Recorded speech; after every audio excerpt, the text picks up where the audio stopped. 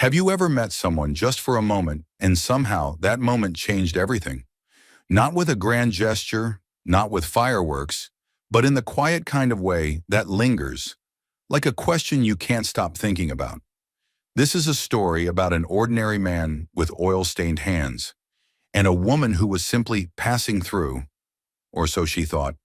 What happened next wasn't part of anyone's plan, but maybe it was exactly what they both needed.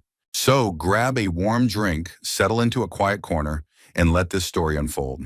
And if you enjoy heartfelt tales about kindness, second chances, and unexpected connections, don't forget to subscribe. We've got so many more stories to tell. Now let's begin. A poor mechanic gave up his shift to help a stranger. She made him her business partner. It was a Thursday afternoon in early October when the Oregon sky turned a moody gray, casting long, melancholic shadows across the sleepy town of Pine Brook. A light drizzle had begun to fall, soft and rhythmic, like a lullaby whispered through the trees.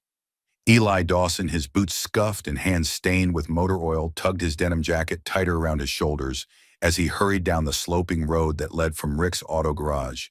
He was supposed to be back by 4 p.m. for the second half of his double shift, a job he couldn't afford to lose. But then he saw her. A black SUV sat idle on the shoulder, hazard lights blinking in the fading mist. Steam curled out from under the hood. The woman behind the wheel had stepped out, pacing beside the vehicle in heels far too delicate for gravel. She looked completely out of place, elegant in a tailored coat, clutching a phone that had clearly lost signal in these woods. Eli paused. He could already hear Joe, his boss, barking in his head. Every minute late, I dock you an hour, but there was something about the scene, the way her shoulders sagged beneath the rain, the way she stared at the engine like it had personally betrayed her, that made it impossible to walk past. He approached her slowly. Need some help, ma'am? She looked up, startled. Raindrops clung to her lashes. Do you know anything about engines? Eli offered a crooked smile. A little. I work at Rick's garage. What seems to be the problem? The car just died. No warning. She stepped back, giving him room. I was trying to get to my mother's old house out near Lake Marlow. Eli nodded and popped the hood. Within seconds, he was elbow deep in a nest of cables and steam. Overheated, he murmured, thermostats stuck open. Might have been running hot for a while. She blinked clearly, not following. Can you fix it? I can get you back on the road. But it'll take an hour or so, maybe more. The woman hesitated, looking down the empty road, then back at him.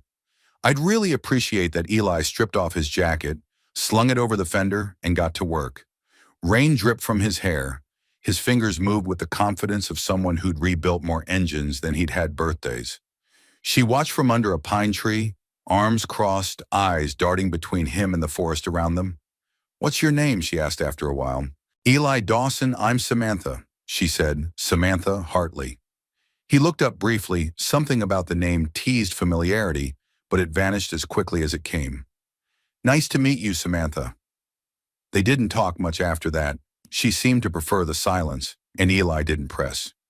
He had learned long ago that some people carried storms inside them, more turbulent than any rain from the sky. By the time he coaxed the engine back to life, the light was fading into a moody gold. Samantha exhaled in relief, but when she offered to pay him, Eli shook his head. I can't take your money, he said, wiping his hands on a rag. It was just the right thing to do, her brows furrowed. You gave up your shift for this, didn't you? Eli shrugged. I'll make it up. She stared at him, and something softened in her expression, like a part of her that had been clenched for far too long had begun to ease. Thank you, Eli. Really? He nodded already, turning to leave. Drive safe now. But as he walked away, the warmth of her voice followed him. I hope the world gives you back what you gave me today. Eli didn't answer. He just kept walking, hands in pockets, shoulders hunched, unaware that this small act of kindness had just set into motion the most extraordinary chapter of his life. Back at the garage, Joe was fuming. Eli took the lecture without protest, knowing it was coming. What Joe didn't know, what no one knew, was that the 38-year-old mechanic with calloused hands and a weary back had done something more valuable that day than turning wrenches. He had paused for a stranger, and the world had noticed. That night, Eli returned to a quiet house nestled beneath aging maple trees. The porch light flickered inside. His mother sat dozing in her recliner, a half-finished crossword on her lap, her hands trembling lightly from Parkinson's. Eli kissed her forehead reheated soup and sat beside her, listening to the rain tap against the window panes. His life hadn't changed, not yet, but somewhere deep inside something had shifted, something he couldn't name, something that felt for the first time in years, like possibility. The sun had barely risen over the misty hills of Pine Brook when Samantha Hartley found herself standing in front of a modest diner on Main Street, her fingers curled around a paper cup of lukewarm coffee. The little bell over the door jingled each time someone entered, and inside a soft hum of conversation and cutlery on porcelain made the space feel warmer than it looked. She hadn't meant to stay in this town. It was supposed to be a stop 2 days, maybe 3, to check on the old house her mother had left her. But after yesterday's breakdown and that quiet, selfless mechanic with oil-streaked hands and downcast eyes, something kept her from getting back on the highway. She had barely slept the night before. It wasn't the car trouble or the fatigue from travel. It was the way Eli had said it was just the right thing to do. She couldn't remember the last time someone had helped her without wanting something in return, especially not a man, especially not since Michael. She took a shaky breath and pushed the memory down like folding a letter you never intend to send. She looked out the foggy window. There was the garage, same faded signage, same crooked open placard, swinging lazily in the breeze. She wasn't sure why she came back, only that she needed to. Samantha rose, smoothed her coat, and crossed the quiet street. Eli was on his knees tightening lug nuts on an old Ford pickup, country music, humming from a radio propped on a nearby tool chest. He looked up as she stepped into the bay, his brows lifted, surprised but not displeased. "You again," he said with a slight smile. "Me again," she offered a nervous chuckle. "I was in the area. Thought I'd stop by. I wanted to say thank you again. You said it just fine yesterday." He stood wiping his hands on a rag. She hesitated. "I was also wondering if I could get the car looked at again, just in case." Eli cocked his head. "Still running hot, no. But I figured since I'm already here." He gestured to the office keys. She handed them over, suddenly feeling absurd. What was she doing? She was Samantha Hartley, former co-founder of a multi-million-dollar organic coffee brand, keynote speaker at 2 national business summits, a woman whose name had once graced magazine covers and Forbes lists. Now she was stalling in a small-town garage because a quiet stranger with kind eyes had made her feel more human in 15 minutes than her ex-husband had in the last 5 years of their marriage. Pathetic, she scolded herself, but she didn't move. Inside the small waiting area, Samantha sat beneath a dusty photograph of a younger Eli standing beside an old man, his father perhaps holding a wrench and grinning like a boy who had just been told he could fix the world if he tried hard enough. There were no plaques, no certifications in golden frames, just that photo in a jar labeled "Tips Not Necessary, but Always Appreciated" next to a stack of well-worn magazines in a faded calendar from 2018. 15 minutes later, Eli returned, wiping his hands again. "Car's good," he said. "No sign of overheating. I added coolant just to be safe." She reached into her purse. He held up a hand. "Don't, Eli. You can't keep doing things for free." He leaned against the doorframe. "I wasn't planning on making a habit of it. Just felt like the right thing again." She studied him, searching for the catch, the angle, the price beneath the politeness. But it wasn't there. Just a man who worked with his hands and gave more than he had to spare. "Have you always lived here?" she asked, born and raised. "Never left. That's rare. Not much out there I'm looking for." "What if it's looking for you?" she asked, half teasing, half curious. He didn't answer right away. Then he said, "Sometimes life doesn't knock. Sometimes it breaks down on the side of the road." She smiled, and for the first time it reached her eyes. Later that afternoon, Samantha drove to the edge of town to the weathered 2-story farmhouse that once belonged to her mother. The house sat quietly among overgrown pines, its paint-chipped windows cloudy, the porch sagging under the weight of years. Inside, everything smelled of dust and lavender, like time had paused the moment her mother left this earth. She wandered through the kitchen, her heels clicking softly on hardwood floors that creaked in all the right places. A teacup sat on the windowsill, still stained from the last brew her mother must have made. Samantha's throat tightened. She remembered Sunday mornings and cinnamon toast, the way her mother laughed like nothing in the world could shake her, and the way Samantha had promised to come visit more, but never did. Life had gotten in the way. Board meetings, red-eye flights, branding campaigns, and Michael. Oh, Michael, the man who'd sold their marriage to the highest bidder and burned a decade of her life for a slice of profit. Samantha closed her eyes, pressing her palms against the counter to keep from trembling. She had built empires, and now she stood in a house with no warmth, trying to remember who she used to be before the world hardened her. Maybe that's why Eli's kindness cut so deep, because it wasn't just about a car. It was about reminding her of a life where people stopped to help, where decency didn't come with a receipt, where a stranger could still make you feel like you mattered. As dusk rolled in, Samantha lit a fire in the old stone hearth and sat wrapped in a quilt that still smelled like rosemary and pine. She stared into the flames and whispered into the silence, "Don't let me waste this second chance." Outside, the wind rustled through the tall trees. Somewhere in town, a mechanic with tired hands and a quiet soul was probably eating soup beside his ailing mother, never knowing that his small gesture had begun to sew something torn wide open. Not just in Samantha, but maybe in both of them. The next morning in Pine Brook was unusually crisp, the kind of fall day where the air felt clean enough to drink, and the light carried a quiet promise of something new. Eli Dawson stood in the back of the garage, fiddling with the stubborn starter of a '97 Dodge Ram, though his thoughts weren't on the truck. They were on her. He wasn't a man prone to distractions, but since yesterday, Samantha Hartley had been moving through his thoughts like a gentle current, uninvited but oddly welcome. He couldn't stop replaying her last words. "What if it's looking for you?" Eli had spent most of his adult life avoiding questions like that. Life hadn't exactly offered him the luxury of introspection. Between caring for his mother and trying to keep the lights on his world had always been about what needed fixing, not what needed feeling. But something about Samantha, her poise, her eyes that held both strength and weariness, had unsettled him in a way that didn't feel bad, just unfamiliar. That same morning, Samantha returned to the diner. She ordered coffee, but this time she sat near the back, facing the window that looked out toward the garage. She told herself she was just trying to get a feel for the town, nothing more. But the truth whispered louder with each passing minute. She wanted to see him again. She stirred her coffee absently, the spoon clinking against the ceramic in rhythm with the quiet churn of her thoughts. She didn't understand this pull toward Eli.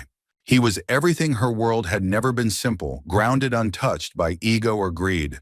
And maybe that was exactly why she couldn't stop thinking about him.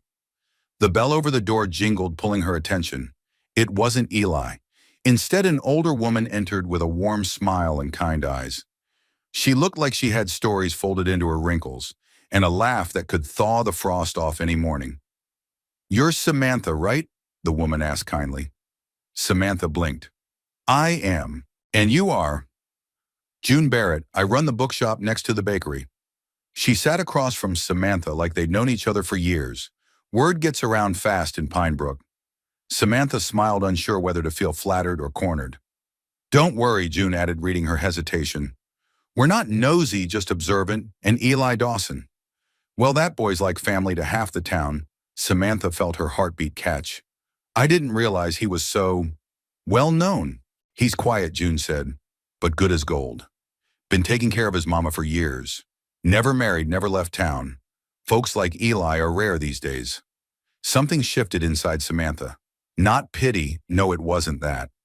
It was admiration, the kind you felt when you saw someone living not for applause, but from integrity. Later that afternoon, fate, or perhaps something gentler, nudged their paths to cross again. Samantha's SUV, the very same one Eli had patched up, began making a strange whirring noise. A lesser woman might have ignored it. She, however, saw her excuse and took it without hesitation. At Rick's garage, Eli met her with a raised brow and a barely suppressed smile. "Back already? Don't flatter yourself," she quipped. "My car's sounding like a blender full of rocks." He chuckled and gestured toward the garage bay. "Let's take a look." She followed, heels clicking against concrete. This time, as Eli worked, Samantha didn't stand off to the side. She moved closer, leaning just enough to observe. There was something mesmerizing about the way he worked, deliberate, calm, focused. Do you ever get tired of fixing things, she asked. He didn't look up. No one else seems to want the job. I'm serious. He paused, turned to her. Honestly, sometimes. But it's satisfying. You know what's broken. You know how to make it right? Not like people. Samantha felt the words hit her chest with a quiet thud. No, she said almost to herself. People are messier. They were silent for a beat too long. Then she cleared her throat. Can I ask you something? Sure. If you had the chance to start something new, something completely yours, would you take it? He looked up, frowning slightly. What kind of something I don't know yet, she said honestly. But I've been thinking, this town needs more than a garage. It needs a place for connection community. What if there was a space where people came for an oil change and stayed for a conversation over coffee? Eli stared at her. You want to combine a garage and a cafe? She laughed a full, uninhibited laugh. Sounds ridiculous, doesn't it? He wiped his hands on a rag. A little, but she continued. Imagine it. People coming in, stressed engines sputtering, and leaving with more than just a repaired vehicle. Leaving a little lighter, maybe even seen. Eli didn't speak for a long moment. Then he said, You're serious, completely. Why me? She didn't hesitate, because you're the first person in a long time who's made me believe in something again. Eli swallowed, eyes softening. You barely know me, and yet I trust you, she replied quietly. Another silence stretched between them this time, not from awkwardness, but reverence. He finally said, Let me sleep on it. She nodded. That's fair. That night, Eli stood alone in his small kitchen, a mug of tea steaming in his hand. His mother had already gone to bed, murmuring something sweet and half-coherent as he tucked the blanket around her frail shoulders. He stared out the window toward the moonlit road where her SUV had disappeared hours earlier. He didn't know much about Samantha Hartley, but she had a look in her eyes, a mixture of ambition and bruised hope, that he recognized, and something inside him, long dormant, stirred. The idea sounded absurd. A garage cafe? He barely knew how to brew a proper cup of coffee. But then again, maybe life wasn't about knowing everything before you began. Maybe sometimes it was about the willingness to begin at all. The farmhouse at the edge of Lake Marlowe stood like a memory, weathered, quiet, and reluctant to let go. Its white paint had faded into something closer to gray. The porch sagged in places, and the chimney leaned as if it were tired of holding everything up for so long. Samantha Hartley pulled up slowly, her SUV crunching across the gravel driveway. The motor stilled. The silence that followed felt heavy, like the house itself was holding its breath. She hadn't set foot here in over 15 years. She stepped out, the chill of late autumn brushing against her cheeks. The air smelled like pine earth and old promises. As she walked toward the porch, her heels clicked once, then twice, and then she stopped with a sigh. She bent down, slipped them off, and continued barefoot across the creaking wood. The key was still hidden behind the loose board under the second step, just like her mother used to insist. If the house ever wants you home, she'd said once, it'll open up for you. It did. Inside the house was dim but untouched, as though time had simply forgotten it. Dust danced in the shafts of light filtering through gauzy curtains. A porcelain teapot still sat on the stove. Its handle chipped, its lid slightly askew. Samantha walked slowly, fingers trailing along familiar corners. There was the hallway mirror where she used to check her school uniform. The oak-framed photo of her and her mother, both in oversized gardening hats, smiling beneath a summer sun, and the faint outline on the living room wall, her mother's favorite bookshelf, now gone, but its memory etched in dust. She didn't realize she was crying until the tears hit her collarbone. She sat on the old couch, still firm, still scratchy, and let herself fall back into the quiet. She remembered the mornings her mother humming Patsy Cline while brewing coffee, the way sunlight spilled across the linoleum, the scent of toast and cinnamon, and she remembered the last time she'd been here. The phone call from her mother, gentle but strained. You've built quite the empire, sweetheart. I'm proud of you. I miss hearing your voice on a Tuesday. Samantha had promised to visit that spring. Spring came and went. Her mother passed the following winter.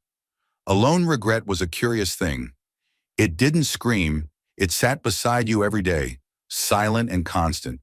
It pressed into your chest when you were alone with your thoughts. It lingered in the smell of old coffee and lavender furniture polish. She rose and went upstairs, brushing past cobwebs and shadows into what used to be her bedroom. The wallpaper was still covered in faded vines and roses, now curling at the corners. The closet door groaned as she pulled it open. Inside boxes, old journals, a high school yearbook. Letters from a father she never met. Samantha sat cross-legged on the floor and began to open them one by one. Near the bottom of the final box, she found something unexpected. A small envelope addressed in her mother's hand, sealed with the words, "For when you forget who you are." Her fingers trembled as she opened it.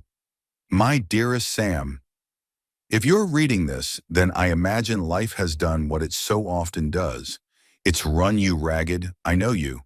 You chase perfection like it owes you something. But darling, perfection is lonely. It doesn't laugh. It doesn't stop to pick blackberries or dance in the kitchen. You weren't meant to be perfect. You were meant to be kind, to love people, to make mistakes and show up anyway. Please don't forget your roots. This house is built on more than wood. It's built on forgiveness, on second chances. And there's always one waiting for you here. Love you forever." Mom, Samantha folded the letter slowly, holding it against her heart. She closed her eyes and whispered into the stillness, "I'm sorry, Mom. I forgot." That evening she returned to town not for an errand or a walk, but because she didn't want to be alone with the echo of memories. She found herself wandering into June's Book and Bake, lured by the soft scent of cinnamon scones and classical piano. June was behind the counter arranging a display of secondhand poetry books. "Evening, sweetheart," she said without surprise. "You look like someone who could use something warm." Samantha offered a tired smile. "Is that obvious?" "Only to someone who's been there." She took the offered cup of chamomile tea and wandered through the shelves. Poetry, fiction, old travelogues. Her fingers landed on a thin-worn volume titled The Courage to Begin Again. She carried it to the counter. June glanced down and gave a soft hum of approval. That one's waited a long time for the right hands. Later, back at the farmhouse, Samantha lit a fire for the second night in a row. The room warmed slowly. She curled into the same quilt, opened the book, but found herself staring at the flickering flames instead. Her mother had built a life here, not grand, not glamorous, but full of meaning. Samantha had spent decades building her own empire, only to find herself standing in a dusty house barefoot and aching, craving something she couldn't name. No, she could name it now. She wanted a life that felt real. One with broken teapots, handwritten letters, and people who did things simply because it was right. Like Eli. And maybe that ridiculous idea about a cafe in a garage wasn't so ridiculous after all. Maybe it was the bridge between the woman she had become and the girl her mother had once believed in. Outside, a breeze swept through the pines, rustling leaves like applause. Inside, Samantha closed her eyes and whispered again, "Let me try again." But this time, slower, kinder. The idea took root like most wild things do, quietly beneath the surface, while no one was paying attention. Eli Dawson had always known the hum of engines better than the hum of people. But since that strange conversation with Samantha, he couldn't stop picturing it. The clang of a wrench, the hiss of steam, and somewhere nearby the scent of cinnamon and espresso swirling in the same air. It sounded ridiculous. It also sounded good. That morning he stood outside an abandoned warehouse 2 blocks down from Rick's garage, hands in his jacket pockets, brow furrowed. It used to be a lumber supply co-op. Now it was just peeling paint, cracked windows, and rusted signage. But it had bones, space, and a skylight that, if scrubbed clean, might let the sun pour in like redemption. Samantha pulled up beside him, her SUV purring softly. "You're early," she said, stepping out in jeans, boots, and a flannel shirt that looked surprisingly at home on her. He shrugged. "I don't sleep in much." She looked at the building and smiled faintly. "You think it's crazy?" "Yes," he said flatly. She laughed. "Me too." They stood there in silence, staring at the place like two kids looking through the window of a toy store. They couldn't quite afford, but couldn't stop wanting either. "Come on," she said. "Let's walk through." Inside, the air was heavy with dust and forgotten echoes. A broken counter slumped against the far wall. The rafters were cobwebbed but strong. In one corner sat an old office space with cracked glass and a view of the entire floor. Samantha turned slowly, as if trying to see not what was, but what could be. "You really think people would come?" Eli asked. She didn't hesitate. I think they're tired of being unseen. Tired of feeling like they're only as good as their productivity. He looked at her, brow raised. You know, she said, in the city coffee shops are all about branding, aesthetic noise. But here I want it to be about pause, presence. People who come to get their brakes checked and leave with a story, or someone to talk to. Eli chuckled. You're not aiming small, are you? Samantha turned to him, her eyes clear. When you've already lost everything you thought mattered, it frees you up to build something that actually does. He didn't know what to say to that. So he said the truth. I don't know anything about coffee. I do, she replied. And you know machines. You know people even if you won't admit it. She took a step closer, almost shy. Let's do it together. 50-50. Eli's stomach flipped, as in, business partners, equal partners. She said, you take care of the garage, I take care of the coffee, and we meet somewhere in the middle. He swallowed hard. I'm just a mechanic. You're not just anything, she said quietly. The next few days passed in a blur of sawdust, spilled paint, and swearing. Lots of swearing. You were supposed to hold the ladder, Samantha shouted from the ceiling beam, as Eli winced and held it 2 seconds too late. You didn't say now. You said soon. I said now. They bickered over shelf height, lamp styles, even coffee bean suppliers. But in the pauses between frustration, something else grew: laughter. Trust. The kind of quiet comfort that comes from showing up for the hard stuff and staying anyway. Samantha hadn't lifted anything heavier than a laptop in years, but here she was, hauling reclaimed wood and learning the difference between a torque wrench and a socket driver. Eli had never picked out throw pillows before, but he found himself standing in a thrift shop debating between earth tones and muted blues. It wasn't glamorous, it was exhausting, and it felt real. One night after painting until their arms ached, they sat on the warehouse steps drinking lukewarm instant coffee from paper cups. I know it's not gourmet, Eli said apologetically. Samantha sipped and smiled. Tastes like progress. They looked out over Main Street. The stars were beginning to appear one by one. My dad used to say, Eli began, that the best things in life are the ones that sneak up on you, that if you plan too hard, you'd miss them entirely. Do you believe that I'm starting to? He admitted. Samantha leaned her shoulder against his. Just for a second. I'm glad I broke down on that road. Eli didn't reply right away. Then he said, so am I. The following morning, they made it official. They stood in front of the town clerk, signing the business registration papers together. Heart and Wrench Garage and Cafe. Samantha slid the folder across the counter, smiling. I always liked names that said exactly what they mean. Eli chuckled. It's better than Coffee and Curses, which is what I would have called it after yesterday. June, who had tagged along as their unsolicited cheerleader and unofficial town gossip, clapped softly. Well, look at that. The garage boy and the runaway businesswoman. Who would have guessed? Samantha grinned. Life's got a sense of humor. June winked. It's got better plans than we do. That night, Samantha sat on the farmhouse porch watching fireflies dance over the tall grass. Her heart felt full. Not finished, not fixed, but full in a way it hadn't in years. She thought of her mother, the letter, the laughter, and Eli. She'd come to Pine Brook to escape, to be anonymous, to hide in a town that didn't know her name. But maybe this was where she was meant to be seen again, to begin again. The open sign flickered to life at 7:01 a.m. on a breezy Tuesday morning. Its light a little uneven, like it wasn't quite sure of its place in the world yet. Much like the two people standing behind the counter, Samantha smoothed her apron, brown linen tastefully embroidered with the logo Heart and Wrench, while Eli adjusted the rubber mat beneath the coffee machine for the third time in 10 minutes. They had spent the past week on a caffeine-fueled sprint to open on schedule, painting long after midnight, arguing over bean varieties, and finally collapsing onto mismatched armchairs scavenged from June's basement.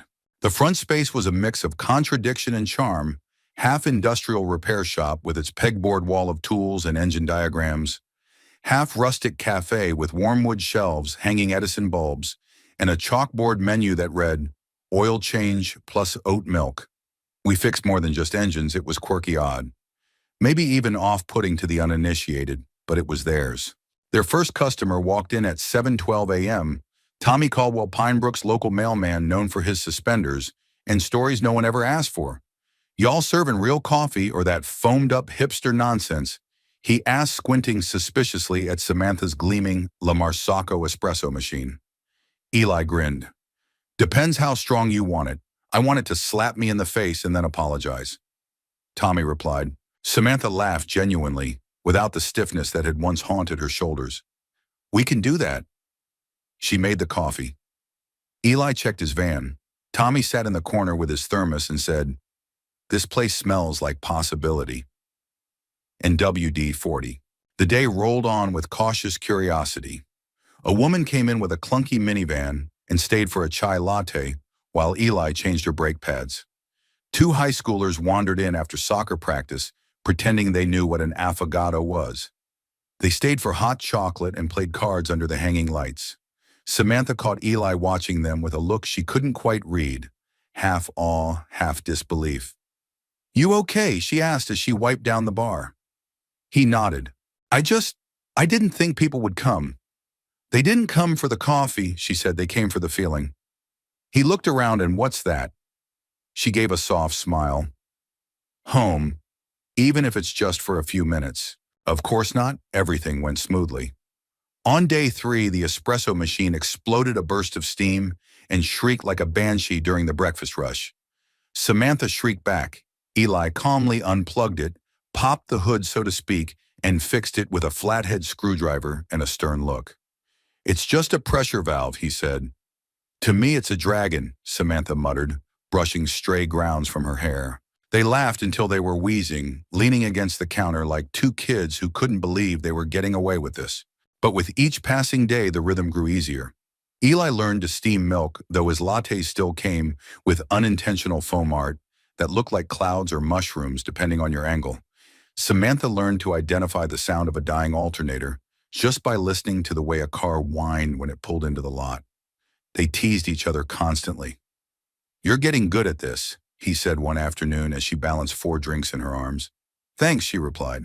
Next week I'll be changing oil, blindfolded deal, he grinned, but only if I get to name the drinks. Absolutely not, she said. You'll name them after car parts. He shrugged. I thought Cinnamon Spark Plug had potential. Their evenings often ended in quiet routine.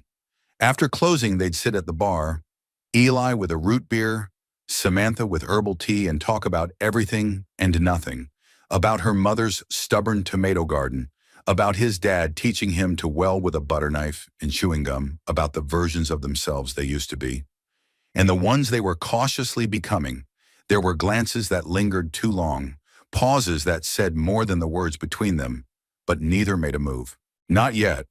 They were still learning the fragile language of trust, something both had forgotten how to speak fluently. One night, as Samantha locked up, she noticed something taped to the inside of the window. It was a note scribbled in crooked handwriting. Thank you for fixing my car and letting me sit. Even though I didn't buy anything, I didn't know where else to go today. She held the paper against her chest for a moment before placing it in the tip jar next to a folded $5 bill and a peppermint. The next morning, she told Eli about it. He didn't say anything. He just nodded and quietly changed the chalkboard sign outside to read, Come as you are, stay as long as you need. By the end of the second week, they were tired, but it was the kind of tired that wrapped itself around your bones like warmth after a long storm. Eli stood by the window watching the last customer of the night drive away. Samantha came to stand beside him. You still think it's ridiculous? She asked softly. He glanced sideways. Absolutely. And then after a beat, but I think I've never been more glad to be wrong. She smiled, brushing a smear of flour off her apron. Outside, the wind carried the scent of pine and something sweeter, hope maybe, or roasted beans and second chances. Inside, Heart and Wrench glowed like a beacon for anyone willing to believe that broken things, cars, dreams, people could still be made whole again. Together. The success of Heart and Wrench spread through Pine Brook faster than the scent of Samantha's cinnamon scones on a cold morning. What started as polite curiosity had grown into real affection. People brought their cars for oil changes and lingered for lattes. Teenagers studied at corner tables while Eli tinkered under the lift in the next room, and the bell over the door jingled with such regularity it became part of the town's rhythm. But as Samantha had learned from a life in the spotlight, nothing good goes unnoticed for long, and not always by kind eyes. It started small. a sideways glance at the grocery store, a muffled conversation that fell silent when she passed by the bakery. People didn't say it to her face, but the words found their way to her just the same. She's not from here. Big city woman buying her way into our town. Bet she's using Eli, poor guy, doesn't even see it. Samantha had built corporations, faced boardrooms filled with skeptical men, and walked red carpets with a smile she'd practiced in mirrors. But nothing prepared her for the sting of small-town suspicion, whispered behind closed doors. June was the one who said it out loud. It was a slow Thursday afternoon. The cafe was quiet, a rare lull between the early retirees and the school rush. Samantha was restocking biscotti when June entered, her lips pursed tighter than usual. "You might want to sit down," she said gently, placing her worn leather purse on the counter. Samantha raised an eyebrow. "That bad?" June nodded. "There's talk. Let me guess, this place is too weird for Pinebrook." "Not quite," June said. "It's not about the cafe. It's about you." Samantha felt the familiar flicker of defensiveness rise. "Go on." June didn't sugarcoat it. "They think you're here for show, for some personal rebranding, that this whole thing," she gestured toward the space around them, "is a PR stunt after whatever happened in your last company." Samantha leaned back, arms crossed. "So I'm not allowed to fail in private?" "You're allowed to fail," June said gently. "But in a town like this, they need to feel you first, not just see you." Samantha stared down at her apron fingers, whirring the seam. "I didn't come here to prove anything." She said, "I came here because I was falling apart, and this place, Eli, gave me something real." "I know," June said, her voice softening, "but not everyone's seen that side of you. And it doesn't help that you're beautiful, confident, and drive a car that costs more than most folks make in a year." Samantha huffed a half laugh. "So what do I do? Bake forgiveness into my muffins?" "You show up," June said, "even when it's uncomfortable. Especially then." Later that night, after Eli had closed the garage and they were cleaning up the cafe, he found her unusually quiet. "You all right?" he asked, rinsing out the espresso pitchers. Samantha hesitated. "Then do people talk about me?" Eli paused, not meeting her eyes. "This town talks about everyone, so that's a yes." He sighed, drying his hands on a towel. "They don't understand you yet. Doesn't mean they don't like you, but they don't trust me. They will." She turned toward him, voice low and brittle. "What about you? Do you trust me?" Eli blinked, startled. "Where's this coming from?" "I need to know," she said, "because I've trusted people who smiled at me and stole everything. The moment I turned my back, I've been the woman who got paraded around a press conference right before the knife went in. I've had partnerships that were built on nothing but convenience. So if this," she gestured between them, "if this is just a small-town charity project to you, I need to hear it now." Eli stepped closer, jaw tight. "This is not a charity project," he said, "and I'm not someone who plays with people's lives. You walked into mine when I wasn't looking for anyone. And since then, nothing's made more sense than building this with you." Samantha's eyes shimmered, but she nodded. "Okay." But he added, "If there's something you haven't told me, something that might make it harder for people to trust you, maybe even for me, I'd rather hear it from you than from the next customer through that door." There was a long silence. Then she said, "I didn't just leave my company, I was ousted. My partner, my ex-husband, sold our shares without my knowledge, used a loophole in the contract. I walked away with nothing but a lawyer bill and some press calling me the failed face of organic coffee." Eli's jaw tightened, but not with judgment. "With anger on her behalf, I'm not ashamed of failing." She continued, "I'm ashamed of not seeing it coming." "You trusted someone you shouldn't have," he said. "That doesn't make you weak." She gave a soft laugh. "You say that now. Wait until someone accuses me of manipulating you." "They already have," he said. She stiffened. "But I don't care." Over the next week, Samantha did something she hadn't done in a long time. She showed up, not just at Heart and Wrench, but everywhere. She helped the school PTA organize a pie sale. She brought flowers to the churchyard cleanup. She bought 24 cookies from the high school bake sale and handed them out to customers with their coffee. She didn't explain herself. She didn't defend her presence. She just became part of Pinebrook. It wasn't easy, and it didn't happen all at once. But one morning when old Mrs. Danvers stopped her outside the post office and said, "That chai latte you make, Tastes like my daughter's hugs. Samantha knew the tide had shifted. That night, as she stood by the front window of the cafe, Eli came up beside her. "They're starting to see you," he said. She looked out at the town glowing in early twilight. "No," she said softly. "They're starting to see us." It happened on a Monday. Not the kind of Monday with broken espresso machines or burnt pastries, the kind that arrives in silence, wrapped in the chill of something unsettled. The early light filtered through the cafe windows, like it always did, golden and gentle. The smell of baked apples and dark roast clung to the air. Samantha was wiping down the counter, humming absently to a song on the radio, when June burst through the door holding the Pinebrook Gazette like it was a warning siren. "Samantha," she said, breathless, "you need to see this." Samantha set down her rag, confused. "What is it?" June unfolded the paper and laid it flat on the counter. There in bold letters, just beneath the fold: "City Scandal, Exec, buys into Pinebrook. What's she really brewing at Heart and Wrench?" Samantha stared at it, her stomach tightening with each word. The article wasn't long, 3 short paragraphs rehashing her past: the failed company, the lawsuit, her departure from Hartley and Bloom. It mentioned her ex-husband by name, even quoted him. She needed a new image, he had told the reporter. Starting over in a small town is a smart PR move. She always was good at reinvention. Below the text was a photo taken outside the cafe. Samantha handing a latte to a smiling child. It should have looked heartwarming. Instead, it looked staged. Manipulative, like everything she'd worked to build in Pinebrook was suddenly repainted in suspicion. Eli didn't see the article until hours later. He'd been under a Jeep most of the morning, covered in grease, and unaware that the world outside was shifting beneath his feet. When he finally walked into the cafe for lunch and saw the folded paper on the counter, he paused, read, and stiffened. Samantha watched him from across the room, holding her breath, the way one holds a fragile plate at the edge of a table, hoping, praying it won't fall. But something in his expression cracked. "You knew this was coming?" he asked, voice low. "I didn't," she said, stepping closer. "I swear I didn't. I thought it had all blown over." He nodded slowly, but his jaw was tight.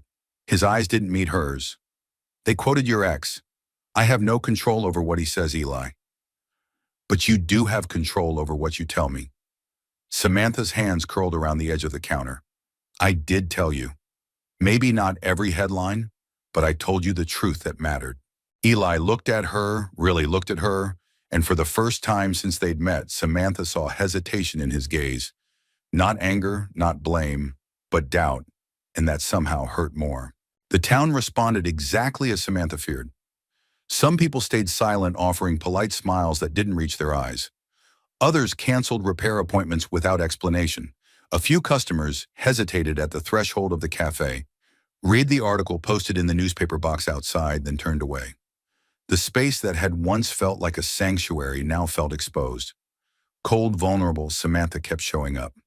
She baked, she poured, she smiled.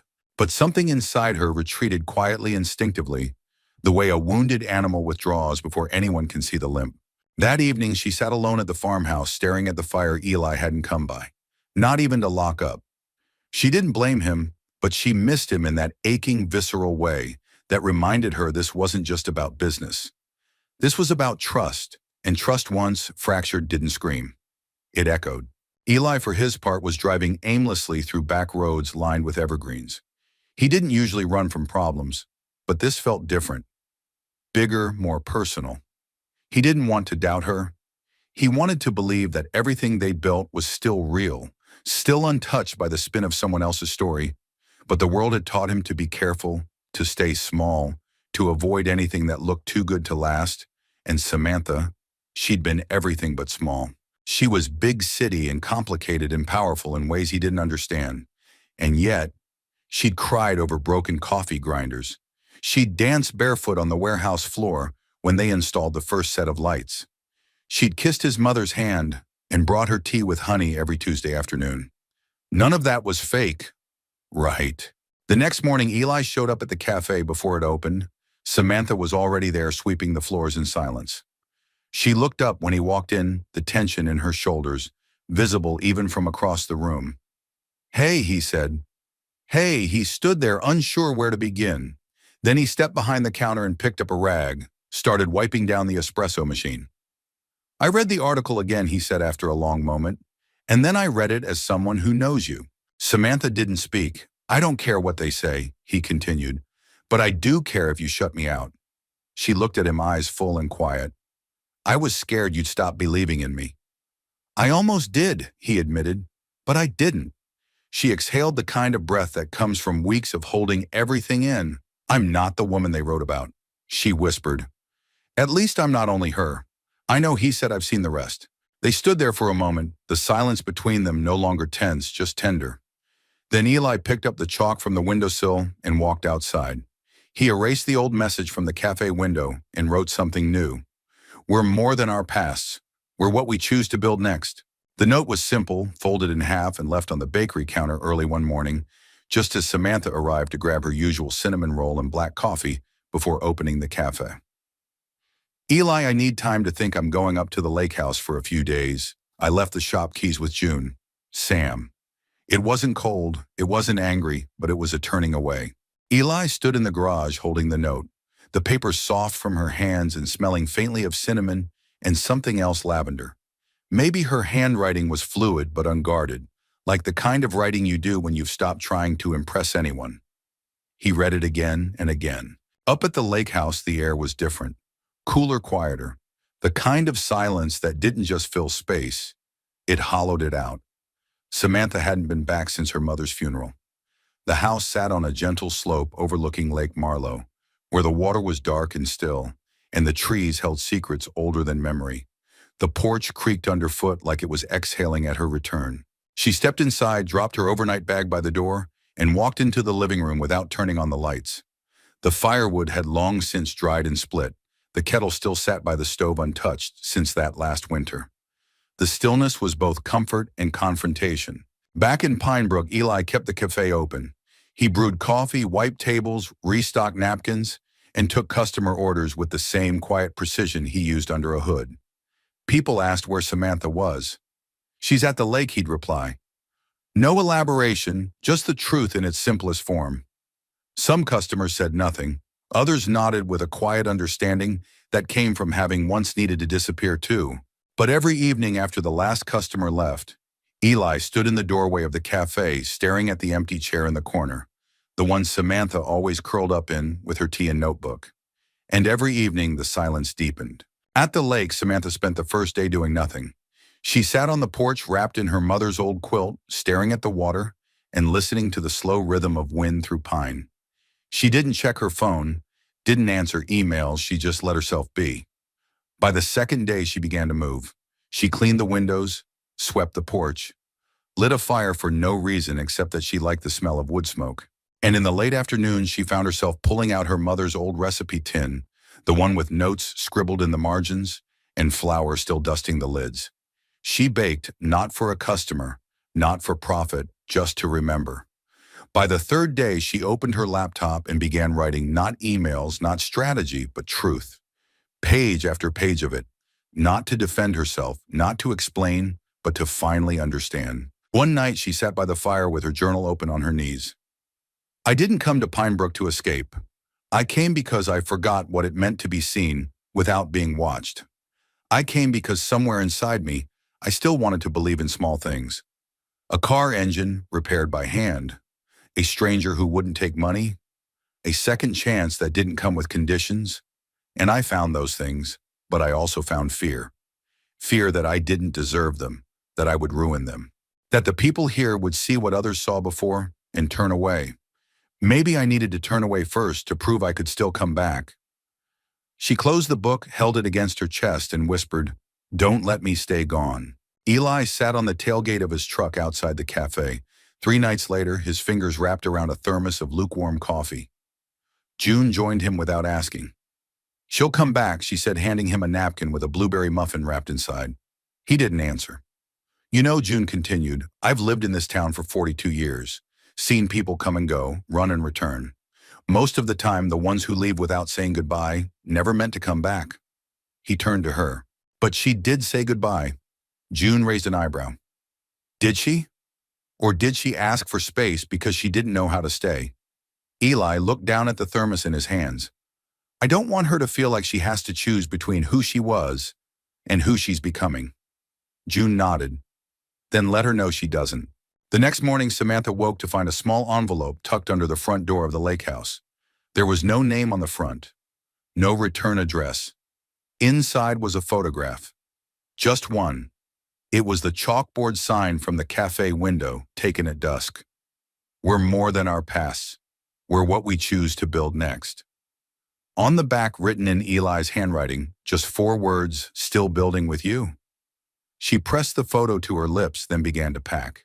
Back in Pinebrook, the bells above the cafe door rang open at 7:03 a.m. Eli looked up expecting another regular, but it was her Samantha hair, wind-tousled eyes, tired but glowing boots tracking in soft lake mud. She stood there for a moment just watching him, as if waiting to see whether he'd smile. He did. She stepped behind the counter without a word, tied on her apron, and reached for the coffee beans I was going to open early today, Eli said quietly. Samantha looked at him. You just did. The first real chill of fall settled over Pinebrook like a quiet benediction. Leaves turned in earnest now, amber, crimson, gold, and tumbled across Main Street in soft swirls. There was something about the air brisk and full of memory that made everything feel more real. Samantha stood outside Heart and Wrench, a scarf wrapped loosely around her neck, watching the wind tease at the corner of the chalkboard sign. The message was still there, the one Eli had written weeks ago. We're more than our past, we're what we choose to build next. She'd read it 100 times by now, but this morning as the wind caught the hem of her coat and brushed hair across her cheek, the words reached her differently, like permission, like an invitation. That afternoon after the lunch crowd thinned and Eli had disappeared into the garage, Samantha found herself climbing the attic ladder of the farmhouse for the first time in over a decade. The smell hit her, first cedarwood old linens. The faint sweetness of dried lavender dust floated in shafts of light from the small gabled window. Cardboard boxes sat in neat rows like long-forgotten altars, to a life before ambition, before heartbreak, before reinvention. She wasn't sure what she was looking for until she found it. A worn green leather-bound journal tied with a blue ribbon tucked inside an old shoebox beneath a stack of yellowing paperbacks. Her mother's handwriting on the first page, loopy and elegant. For Sam. When you're ready. She sat cross-legged on the wooden floor, sunlight warming her legs through the window, and began to read. The journal wasn't filled with recipes or homemaking tips like she expected. It was full of letters, not sent, not addressed, just written. Letters to herself, to Samantha. To no one in particular, I wish I had told her more stories about failure, about how I nearly quit nursing school, about how I cried in the pantry for an hour the first week after her father left. I only ever wanted her to believe in herself, but I think I forgot to show her how to fall gently, how to get back up with grace. She's becoming someone I don't fully understand, but I see her fight her fire, her ache for meaning. I hope the world treats her softly. I hope she lets it. I kept the house for her. Even when the repairs piled up and my knees ached from the cold floors, because someday she'll need a place to land. And when she does, I want it to be here. Samantha's fingers trembled as she turned the last page. There was no signature, only one final line. Come home when you're tired of proving I'll be here in the stillness. Samantha pressed the journal to her chest, shut her eyes, and let the ache rise, quiet, steady, and cleansing. The kind of ache that doesn't wound, but heals. That evening, she returned to the cafe, a bundle of dried maple leaves in her hand. Eli was behind the counter, wiping down the espresso machine sleeves, rolled up forearms smudged with grease. He looked up, and his smile was gentle. Good day, he asked. She nodded, held up the leaves. I thought maybe we could add these to the window display. He raised an eyebrow. Decorating now, are we? Only seasonally, she teased. I draw the line at pumpkins with glitter. They worked quietly, stringing the leaves along twine and taping them to the inside of the glass. Outside, the street lights flickered on one by one, painting golden halos in the cooling dusk. When they finished, Eli poured her a cup of tea and they sat in the same chairs they always did, facing the window. She told him about the attic, about the journal, about the line that undid her. She never asked me to succeed, Samantha said, staring into her cup. She just wanted me to know I had somewhere to come back to. I spent so long trying to impress a world that never really cared. And all the while, she was holding the door open. Eli listened quietly. He didn't interrupt, didn't try to fix it. He just reached across the table and covered her hand with his. "You're home now," he said softly, "and you don't have to prove anything here." Her fingers curled into his. A week later, Hart and Wrench hosted their first autumn gathering. It wasn't grand, just folding chairs, string lights, apple cider in mismatched mugs, and a local bluegrass trio playing under the soft hum of dusk. Samantha stood near the back of the cafe, watching the place buzz with warmth. The way Mr. Caldwell told stories too loud, the way two teenagers slow danced awkward and red-faced near the pastry case, the way Eli laughed with his whole chest when someone spilled cider and tried to mop it up with a napkin the size of a postage stamp. And in that moment, she understood something. She hadn't just helped build a business, she'd helped build belonging, a space where people brought their tiredness, their joy, their stories, and left lighter, a space where she belonged too. Later that night, long after the last chair was folded and the last candle blown out, she stood in front of the cafe window looking at their hand-lettered sign one more time. Then she picked up a marker and beneath the quote Eli had written added her own line. "Sometimes home isn't a place, it's a person who stayed." She turned to find him behind her coffee in one hand, jacket in the other. "I think we're finally ready," she said. "For what?" "For whatever comes next." He handed her the coffee. "Then let's meet it together." The first snowfall came early that year. A thin layer of white dusted the rooftops of Pinebrook before Thanksgiving, catching even the oldest farmers by surprise. By sunrise, the trees were frosted like pastries, and the streets shimmered with the hushed awe only fresh snow could bring. At Hart and Wrench, Samantha stood by the front window, arms crossed, watching the flakes dance beyond the glass. It was still quiet, too early for customers, too late for sleep. The scent of roasted hazelnut and baked pears lingered in the air, but her thoughts were elsewhere. Behind her, Eli was setting up the cafe stools with the same quiet efficiency he applied to engine belts and brake pads. He hadn't said much yet that morning. Not because anything was wrong, but because everything was starting to feel right. And sometimes that scared people more. The week before, Samantha had received a call from a woman named Rachel Swinton, a New York venture capitalist who had once chased her signature across boardroom tables and now wanted a second chance. "You've built something authentic," Rachel had said.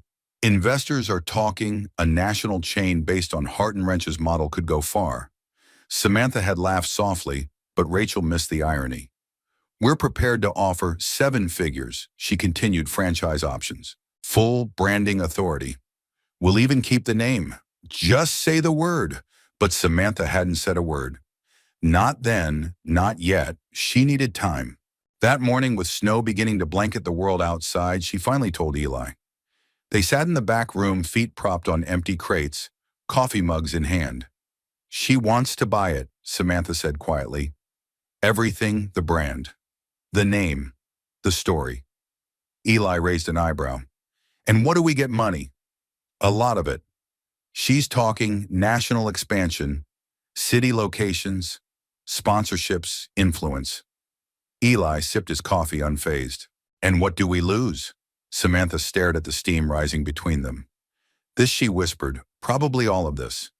Eli was quiet for a long time, then he leaned forward, resting his elbows on his knees. "Let me ask you something," he said. "Why did you come to Pinebrook, Sam?" She looked down to breathe, to start over. "No," he said gently. "That's why you left the city. Why did you come here?" She didn't answer right away. She didn't have to, he continued, voice low and even. "Because some part of you was still hoping people could be real. That small didn't mean small-minded. That kindness wasn't naive. That something built with your own 2 hands meant more than a dozen press releases ever could." She blinked, tears stinging the edges of her vision. "I don't care how much they're offering," he added. "What we have here." This, he gestured around the room, "isn't just a business. It's a place where people walk in tired and leave with something they didn't know they needed." He reached across the space and placed his hand over hers. "You gave that to them." And to me, Samantha closed her eyes, the weight of his words settling in the softest part of her. "I'm not selling," she said finally. Eli smiled. Didn't think you would. Later that afternoon, the snow continued falling in thick, soft spirals. Customers trickled in with flushed cheeks and snowy boots. Some came for tire chains and windshield scrapes. Others came for hot cocoa and cinnamon rolls. One by one, they filled the space not just with orders, but with laughter, familiarity, presents. Mrs. Danvers brought in mittens she'd knitted for Samantha, because your hands are always too cold, dear. A teenage boy left a hand-drawn thank you card at the register. You let my dad sit here when he lost his job. Thanks for not asking questions. Tommy Caldwell brought his harmonica and played Silent Night in the corner, off-key but full of heart. And Samantha felt something rising inside her. Not pride, not success. Belonging. That evening after closing, Eli stood at the sink rinsing mugs when Samantha walked over and handed him a small box wrapped in craft paper. "What's this?" he asked. Open it. Inside was a leather tool roll, old worn, smooth with time, etched on the inside flap in faded script. To Eli, from Dad. The things that last aren't bought, they're built. He stared at it, stunned. Where did you... It was in your mom's attic, she said. June helped me find it. She said your dad gave it to you before he passed, but it got boxed away during the move. Eli touched the worn leather like it was sacred. I thought it was lost, he said, voice thick. It wasn't, she whispered. Just waiting. He looked at her, then really looked, and something passed between them, deeper than gratitude, deeper than partnership. Samantha took a breath, stepped closer. I don't know how this ends, she said. I don't know if we'll grow or stay small, or if 5 years from now we'll still be making coffee and fixing brake lights. But I do know this. She hesitated.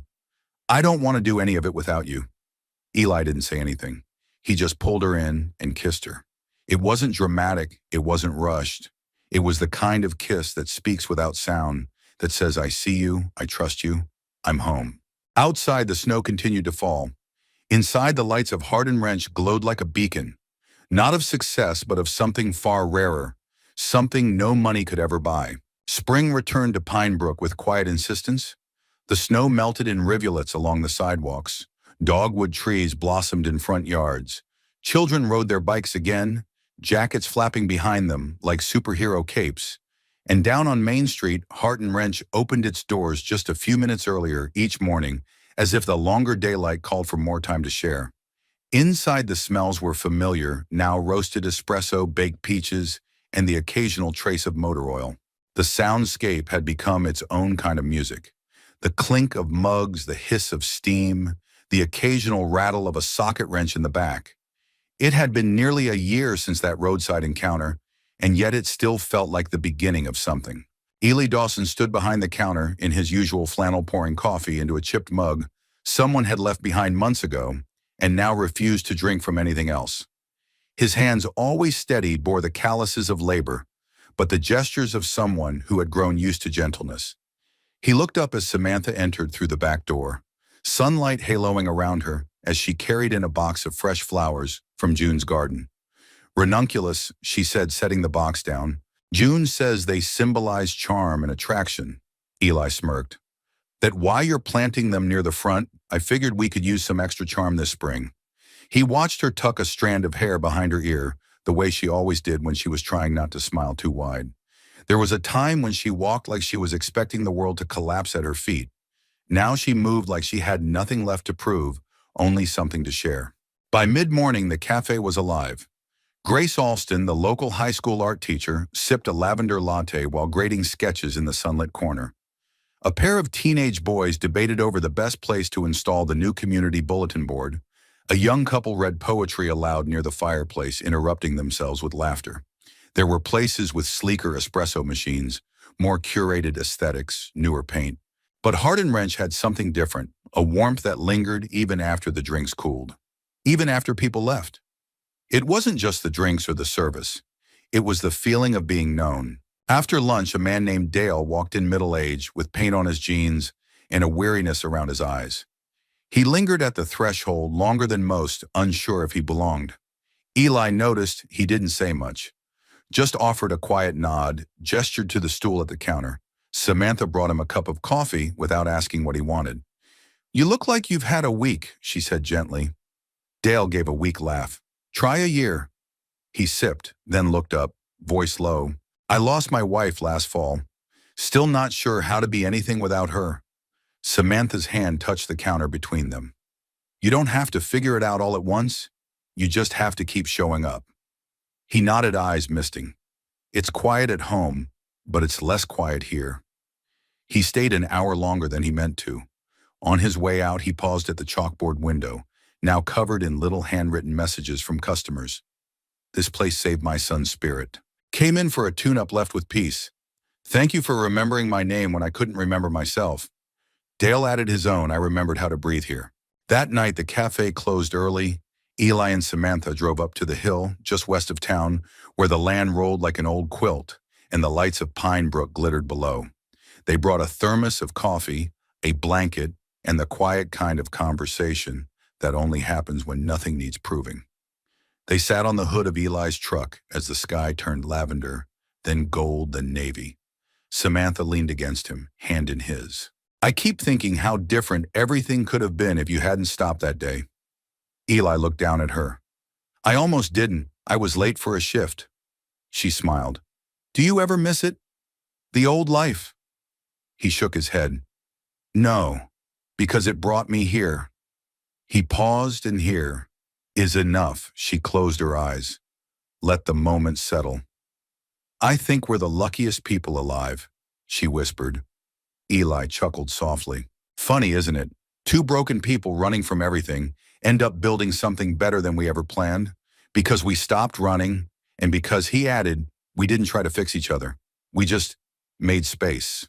Back in town, the windows of Heart and Wrench glowed softly into the night. Inside, beside the cash register, a small wooden plaque had been hung that morning. Samantha had carved it herself with the help of Eli's old tools. It read, built with kindness, brewed with hope, held together by heart, and beneath it, in faded carved script from years ago, a line rediscovered, not overwritten. The things that last aren't bought, they're built. Some stories end with grand gestures. This one ended with something better. Two people no longer afraid, a town no longer strangers, and a place where everyone, no matter how lost, tired, or uncertain, could walk in and feel, even for a moment, like they'd finally come home. We'd love to know, where in the world are you watching from?